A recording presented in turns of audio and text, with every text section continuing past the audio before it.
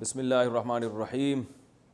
قربانی کا گوشت کیا بیچ سکتے ہیں؟ قربانی کرنے والے نے جو گوشت غریب رشتہ دار کو دیا ہے، کیا وہ لوگ یہ گوشت بیچ کر کھا سکتے ہیں یا نہیں؟ نور محمد مکہ مکرمہ سے۔ دیکھیں، جس نے قربانی کی ہے نا، وہ تو گوشت بیچ نہیں سکتا۔ اگر اس نے بیچ دیا تو سارے پیسے صدقہ کرنے پڑیں گے، لیکن اگر اس نے گوشت کسی غریب کو دیا ہے تو پھر غریب اس سے جو چاہے کرے، بیچ کے پیسے بھی کھا سکتا ہے اور گوشت بھی کھا سکتا ہے، اس کی مرضی ہے۔ سونے کی آن لائن خریداری جائز ہے؟ کیا سونے کی آن لائن خریداری جائز ہے جبکہ اس میں بر وقت سونے پر قبضہ نہیں ہوتا؟ معراج احمد انڈیا سے۔ آج کل جو سونے کی ٹریڈنگ ہو رہی ہے نا آن لائن، یہ جائز نہیں ہے، کیونکہ سونا کیا بلکہ کوئی بھی چیز آپ اپنے قبضے میں لیے بغیر آگے بیچ نہیں سکتے۔ لیکن عام چیزوں میں جو سونا یا چاندی نہ ہو، اس میں تو یہ بھی ہو سکتا ہے کہ آپ بکنگ کروا لیتے ہیں، ابھی بیچتے نہیں ہیں بلکہ بیچنے کا وعدہ کر لیتے ہیں۔ لیکن سونے میں یہ ہوتا ہے کہ جب سونا کرنسی کے بدلے میں خریدا جاتا ہے تو یہ بات خوب ذہن میں رکھیں کہ بہت سے علماء کے نزدیک تو دونوں طرف اسی وقت قبضہ ضروری ہے، یعنی جس سے آپ نے سونا خریدا ہے اس کے اکاؤنٹ میں اسی وقت پیسے جانے چاہیے یا اس کے ہاتھ میں، اور اسی وقت سونا آپ کے پاس آنا چاہیے، فزیکلی آپ کا اس پہ قبضہ ہونا چاہیے۔ اور یہاں بر صغیر کے جو علماء ہیں ان کے نزدیک ایک پر قبضہ کافی ہے، یعنی ایک جانب پر۔ تو اگر آپ سونا خرید رہے ہیں انٹرنیٹ کے ذریعے یا کسی بھی ذریعے سے، تو اس مجلس میں سونے پر قبضہ آپ کے لیے ضروری ہے۔ پیسے بے شک آپ بعد میں دے دیں۔ تو اگر پیسے بھی ادھار ہیں اور سونا بھی ادھار ہے تو یہ بالکل جائز نہیں ہے، جیسے کہ آن لائن ٹریڈنگ میں اکثر ایسا ہوتا ہے۔ تصویر والے کمرے میں نماز پڑھنا، اگر گھر میں تصویر لگی ہوئی ہو تو کیا اس کمرے میں نماز ہو سکتی ہے یا نہیں؟ طاہر صاحب کشمیر سے۔ اگر چہرے کی تصویر ہے، کسی جاندار کے چہرے کی تصویر باقاعدہ گھر میں سینری کی شکل میں لٹکی ہوئی ہے دیوار پہ، تو پھر اس کمرے میں نماز پڑھنا مکروہ تحریمی ہے۔ اس پہ چادر ڈالیں یا اس کو الٹا کر کے چھپا دیں۔ اور اگر ایسا نہیں ہے، دیوار پہ عزت احترام کے ساتھ تصویر نہیں لگی ہوئی، نیچے پڑی ہوئی ہے یا اخباروں میں جیسے آج کل میز کرسیوں پہ پڑی ہوئی ہوتی ہیں، تو پھر نماز ہو جائے گی۔ شادی میں فوٹو گرافر بلا سکتے ہیں؟ کیا شادی میں فوٹو گرافر بلا کر تصویریں کھنچوانا جائز ہے؟ شاہد صاحب کراچی سے۔ دیکھیں، جو پرنٹڈ تصویر ہے وہ تو علماء ناجائز کہتے ہیں اس کو، بلا ضرورت جو البم میں جو تصویریں لگی ہوتی ہیں وہ تو حرام ہیں جب تک کوئی شدید ضرورت نہ ہو۔ تو شادی بیاہ میں جو تصویریں کھنچوائی جاتی ہیں اس کا مقصد بعد میں البم میں ان یادگاروں کو جمع کرنا بھی ہوتا ہے، وہ ڈیجیٹل فارم میں نہیں رکھی جاتی ہیں وہ۔ لیکن اگر کوئی صرف ڈیجیٹل فارم میں ہی ان کو رکھتا ہے تو پھر وہ ہماری رائے کے مطابق تصویر میں داخل نہیں ہے، لیکن اس میں بے حیائی کا عنصر بہرحال ہوتا ہے، کیونکہ جب آپ فوٹوگرافر کو بلائیں گے تو یہ کام زیادہ تر خواتین ہی کرتی ہیں، مردوں تو اتنی نہیں تصویریں کھنچواتے آج کل، تو خواتین کھنچواتی ہیں، اس میں بے پردگی ہے، پھر وہ بہت سارے غیر محرم اس کو دیکھتے ہیں، تو یہ جائز نہیں ہے بے پردگی کی وجہ سے۔ رشتہ بار بار ٹوٹ رہا ہو تو کیا کریں؟ میرا رشتہ طے ہو جاتا ہے، بات پکی ہو جاتی ہے، لیکن آخری وقت میں کینسل ہو جاتا ہے۔ پھر میرے گھر والے بولتے ہیں کہ تو نے داڑھی رکھی ہوئی ہے اس لیے رشتہ نہیں ہو رہا، مجھے اس سلسلے میں کیا کرنا چاہیے؟ رمضان صاحب راجستھان سے۔ آپ کو گھر والوں کی بات رد کر دینی چاہیے۔ میں نے بہت سے ہزاروں لاکھوں داڑھی والے دیکھیں جن کی شادی ہو گئی، اور بہت سے ایسے بھی دیکھیں داڑھی نہیں ہے، شادی نہیں ہو رہی۔ تو آپ کو اس میں نہ پڑیں، جب مقدر میں ہو جائے گی آپ تلاش جاری رکھیں انشاءاللہ۔ ہم بھی دعا کرتے ہیں آپ کے لیے، اللہ آپ کو کوئی نیک صالح رشتہ دلائے۔ داڑھی رکھنے سے فائدہ ہوگا کہ اچھی عورت ملے گی آپ کو جو دیندار ہوگی۔ داڑھی کٹوا دیں گے تو اس بات کا پورا امکان ہے کہ کوئی گھریلو عورت نہ ملے، اس کا امکان ہے، کوئی ضروری نہیں ہے لیکن خطرہ ہو سکتا ہے آپ کو۔ فجر کی پابندی کیسے کریں؟ فجر کی نماز نیند کی وجہ سے قضا ہو جاتی ہے، ذہن میں خیال آتا ہے کہ ابھی سو جاتا ہوں، بعد میں اس کی قضا کر لوں گا، اس کی تھوڑی وضاحت فرما دیں۔ محمد اظہر انڈیا سے۔ محمد اظہر بھائی، مسئلہ یہ ہے کہ اسلام میں نا شرک کے بعد نماز قضا کرنے سے بڑا گناہ نہیں ہے، کسی قیمت پہ معاف نہیں ہے نماز۔ تو آپ سو جائیں یا کچھ بھی کر لیں، آپ کو نماز پڑھنی پڑے گی، ورنہ آخرت میں اس کا بڑا سخت حساب دینا پڑے گا آپ کو۔ اور فجر کی نماز کی ویلیو اس لیے بھی زیادہ ہے کہ اس میں اس کے ثواب اس لیے زیادہ ہے کہ اس کو پڑھنا مشکل ہے۔ تو دو کام میں آپ کو بتاتا ہوں، وہ اگر کر لیں تو انشاءاللہ آپ سے پابندی ہو جائے گی۔ نمبر ایک، صبح اٹھنے کے لیے آپ ایک الارم والی گھڑی لیں جس کے الارم کی آواز بہت تیز ہو، اور وہ آپ جہاں سوتے ہیں نا اس جگہ سے دور رکھیں, کہیں دور الماری پہ رکھیں, تاکہ جب وہ بجے تو اتنی زور سے بجے کہ آپ کے 14 طبق روشن ہو جائیں اور محلے والے آپ کو بولیں کہ بھائی جا کے اس کو بند کرو. اور دوسری بات یہ ہوگا, دور رکھنے کا فائدہ یہ ہوگا کہ آپ فوراً وہیں سوتے سوتے ہاتھ مار کے بند نہیں کریں گے, بلکہ آپ کو اٹھ کے چل کے جانا پڑے گا اسے بند کرنے کے لیے. تو اتنی تیز آواز ہو کہ آپ دوڑتے ہوئے جائیں اٹھ کے, تو اس سے انشاءاللہ آپ کی آدھی نیند بھی غائب ہو جائے گی اور جو سستی تھی وہ بھی کم ہو جائے گی اور آپ انشاءاللہ اٹھ بھی جائیں گے. دوسرا کام آپ نے یہ کرنا ہے کہ جس دن فجر کی نماز قضا ہو جائے اس دن آپ نے فجر صبح کا ناشتہ نہیں کرنا ہے. اگر آپ ناشتے کے عادی ہیں تو اس دن کا ناشتہ آپ گول کر دیں سزا کے طور پر, تو یہ بھی ہے. اور اگر آپ ویسے ہی ناشتے کے عادی ہیں, ناشتہ کرنے کا آپ کا معمول نہیں ہے, تو پھر آپ اس دن لنچ غائب کر دیں, بولے آج کھانا نہیں کھاؤں گا میں, تو کچھ سزا دیں اپنے آپ کو, تو اس سے انشاءاللہ آہستہ آہستہ اس بری عادت سے آپ کی جان چھوٹ جائے گی. دین اور دنیا میں بیلنس کیسے رکھیں؟ میں انجینئرنگ کر رہا ہوں, دین اور دنیا میں بیلنس کیسے کیا جائے؟ نیز دنیا کی زیادہ کامیابی حاصل کرنا دین کے حساب سے کیسا ہے؟ محمد اظہر صاحب انڈیا سے. یہ وہی اظہر صاحب ہیں جنہوں ابھی فجر میں ان کو اٹھنا مشکل ہو رہا تھا.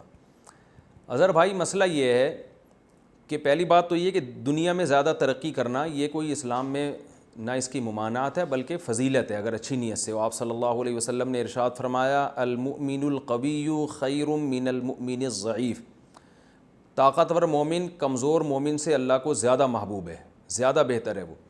تو علماء کہتے ہیں اس سے صرف جسمانی طاقت مراد نہیں ہے بلکہ مالی طاقت یا علم کی طاقت, ٹیکنالوجی کی طاقت, ہر قسم کی طاقت اس میں داخل ہے. کیونکہ صحت مند مسلمان معاشرے کی خیرخواہی کے لیے, قوم کے لیے, ملک کے لیے, اسلام کے لیے جو کچھ کر سکتا ہے وہ ایک عام آدمی نہیں کر سکتا.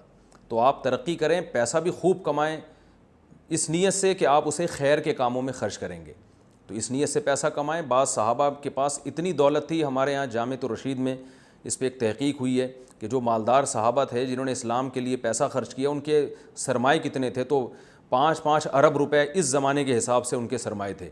تو جو مالدار صحابہ جن میں حضرت ابو بکر بھی ہیں, حضرت عثمان بھی ہیں, حضرت عبد الرحمن ابن عوف بھی ہیں, مغیرہ ابن شعبہ رضی اللہ عنہم, یہ سارے صحابہ. تو اس لیے یہ کوئی برا نہیں ہے, لیکن بیلنس کا مطلب یہ ہے, بیلنس رکھنا ہے.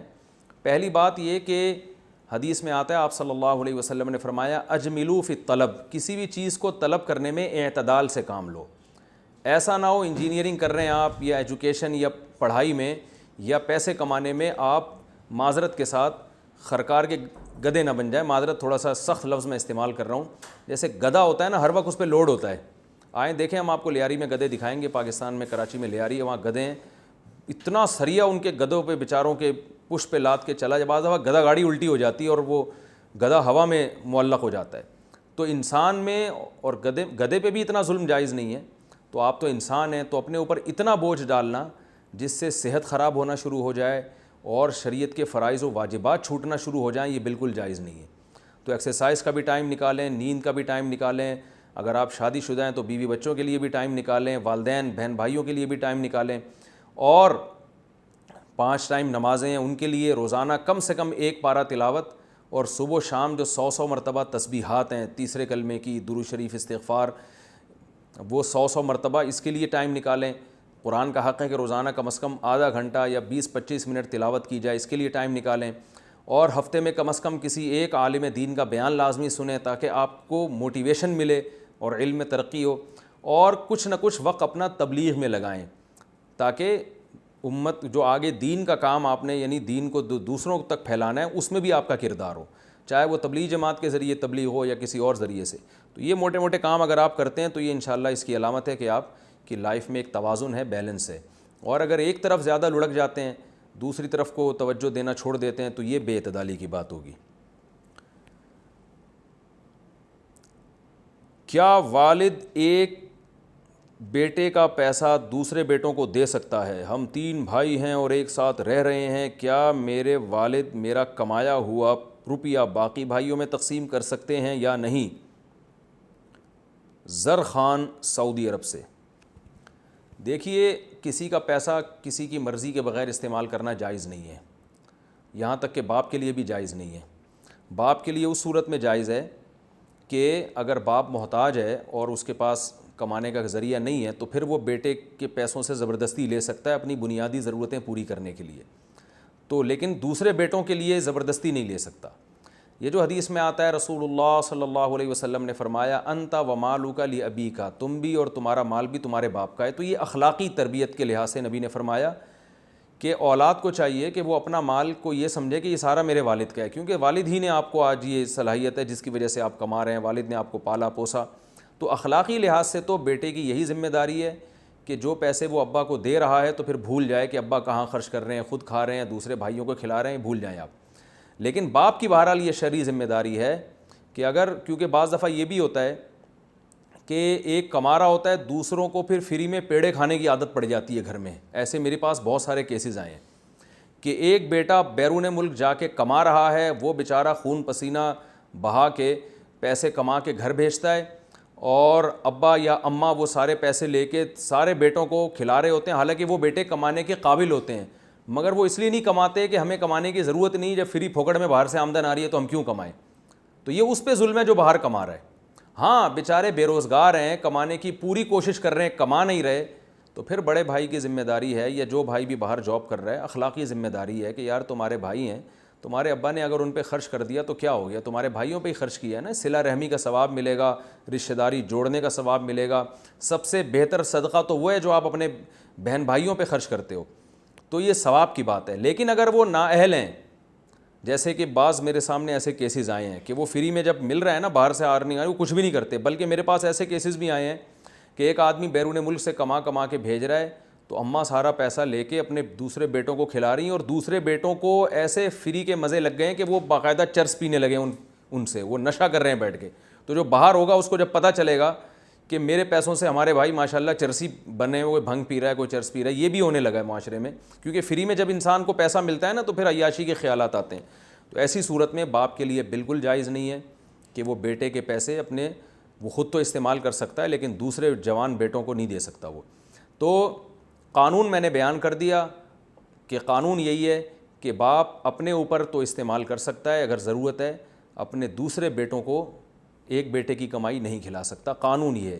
اخلاق یہ ہے کہ آپ جب پیسے بھیج رہے ہیں تو ابا کو دے دیا کریں، ہینڈ اوور کر دیا کریں، اور پھر پوچھا نہ کریں کہاں خرچ کر رہے ہیں۔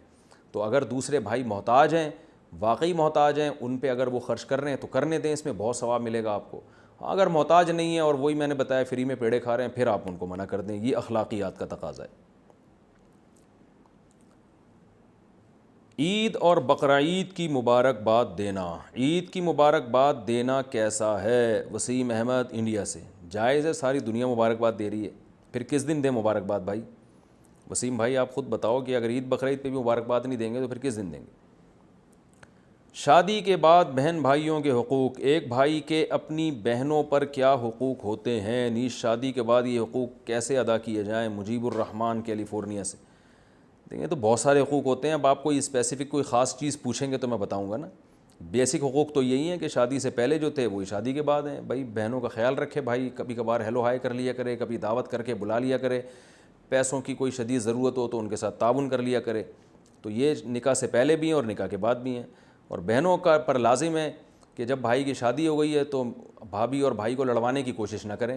جب بھی بہنیں گھر آتی ہیں، میرے پاس بہت سے لوگ کہتے ہیں یار ہماری اپنی بیوی سے بڑی اچھی گزر رہی ہوتی ہے، جس دن بہن آئے گی گھر میں اگلے دن میرا اپنی بیوی سے پھڈا ہوتا ہے، لوگ کہتے ہیں۔ تو بہن کچھ نہ کچھ الٹا سیدھا کر کے جاتی ہے۔ تو بہن کو چاہیے وہ ان کی جو پرسنل لائف ہے اس میں ٹانگ نہ اڑائے، گھر میں آ کے شکایتیں کرنا بھابھی یہ نہیں کر رہی، یہ نہیں۔ وہ بھائی تم اپنے گھر میں جا کے رہو، تمہیں کیا ہے کہ بھابھی کیا کر رہی ہے کیا نہیں کر رہی، تم اپنے گھر کو سنبھالو، تو دوسروں کے معاملے میں کیوں ٹانگ اڑاتی ہو؟ تو خود بھی ہنسی خوشی زندگی گزاریں، دوسروں کو بھی گزارنے دیں، یہ بہنوں کی ذمہ داری ہے۔